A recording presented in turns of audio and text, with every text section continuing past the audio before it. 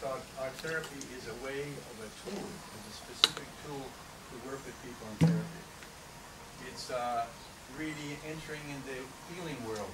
In Gestalt, we focus more on healing.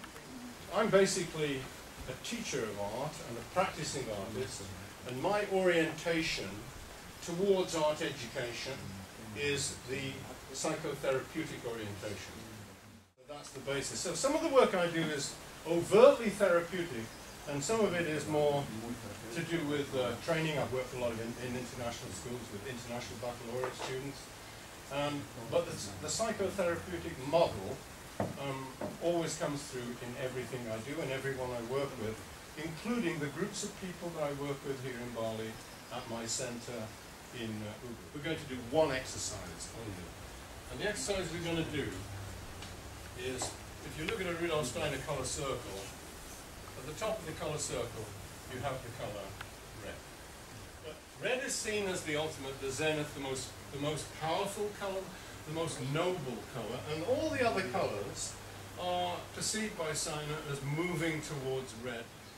You don't need to do anything, just stare. Now, it's highly probable that after 35, 40 seconds, maybe sooner, maybe longer, you're going to see another color which appears to be trying to break out from the edges of that color.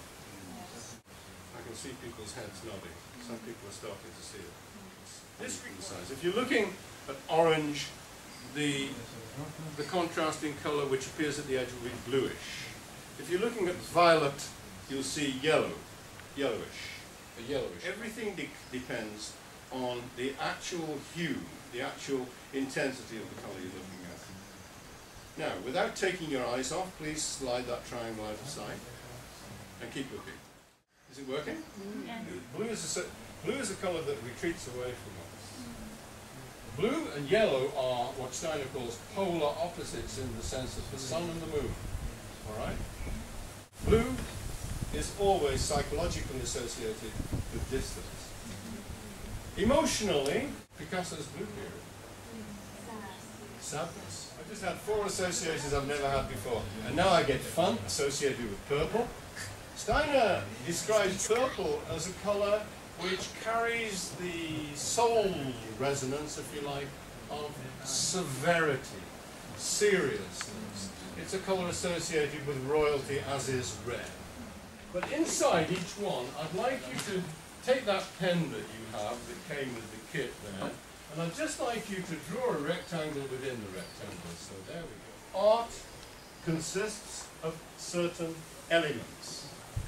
The element of color, the element of line, the element of shape, the element of texture, the element of space. Then we have the principles of art. The principles of art are big things, like balance, harmony, rhythm, things like that.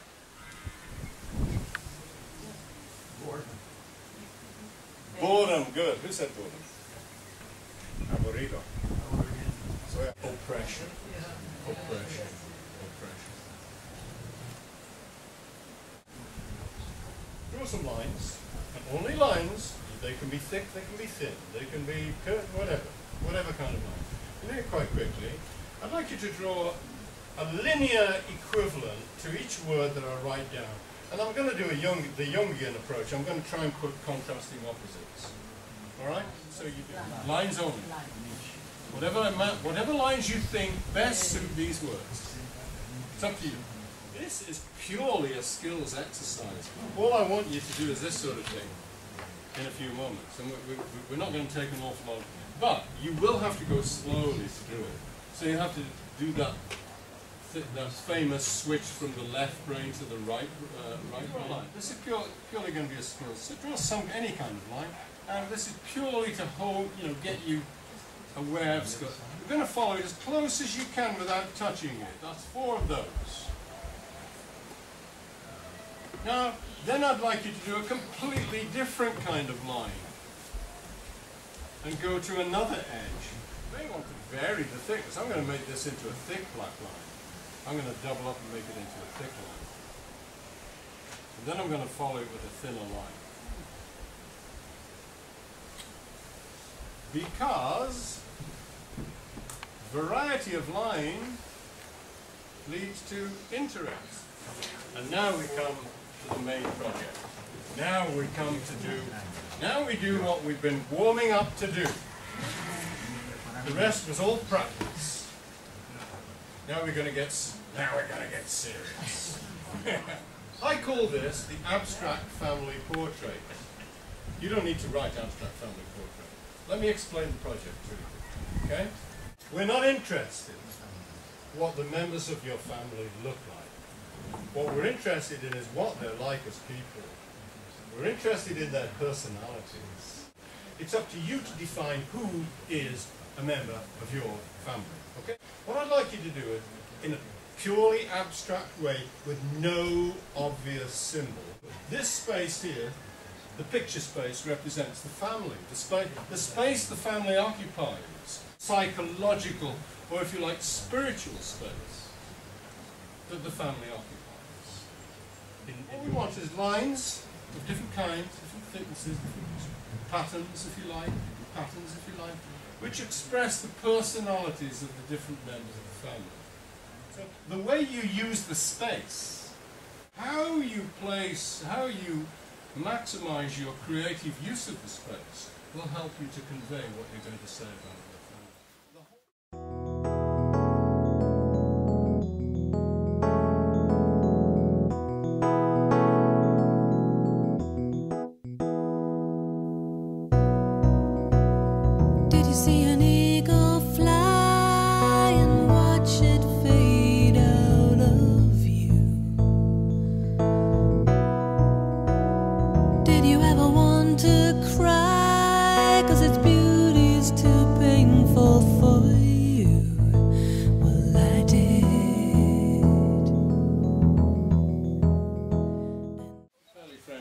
So I'll just ask you to, I'll pass these around, I'll ask you to give it a spray.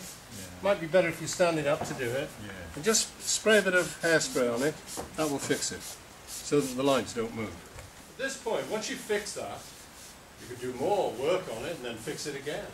And then when it's finally done, when you've said everything you can possibly say about your family through lines, you would then fix it and introduce colour. By adding colour, you now say more about your family. You now make the message stronger, clearer. If there's anger, red. If you've already done it with your lines, but the colour allows you to express it a little more strongly. That is the purpose of the colour. So, although we don't have, I mean, the perfect scenario for me would be we go away and have lunch or something, then come back and do the colour, but we don't have time for that, but you've got the idea, right? That's back in Slovenia, which is sort of boring. That's what I was feeling like. My father, my mother, brothers, sisters. And, oh, this is one of my sisters that I'm very close to, so she has more energy. That would be red. And this is me in the middle. This is me. And then I have, this is my oldest. Yeah. So this is then my family of creation, my son, my oldest son. I have two sons, my younger son. And I'm still not sure why I did this one. Yeah, so I'm curious about that one. You may discover that later on when you work on it. Yeah, that one is something, it's like, why did I, for whatever reason, so I'm curious about that one. And three small sons, which is very similar. And some other friends here. And this is something that it's not yet fully here, but it's also part of somebody else coming, some other family. Thank you very much. So that's it. Give her a clap, come on, for being so open and honest. Right, please. Okay, this is me here in the centre. This is my father, who's strong and a pillar, and my brother, who's also like him. Over here is my mother, who's trying to hold everybody. I was kind of drawing everyone like a portrait, and then I found it really hard to draw my brother-in-law in. And he's dying at the moment, so I found that really difficult. And I just put him across everybody. And there's everybody running through him at the moment. And then I had to draw my dog, who's really very important to me. yeah, I just got a real sense of us all being intertwined and linked, and it just kept flowing. Next, close to my sister, Yes. under my mother, next to my father. Okay. Thank you very much. Thank you. You.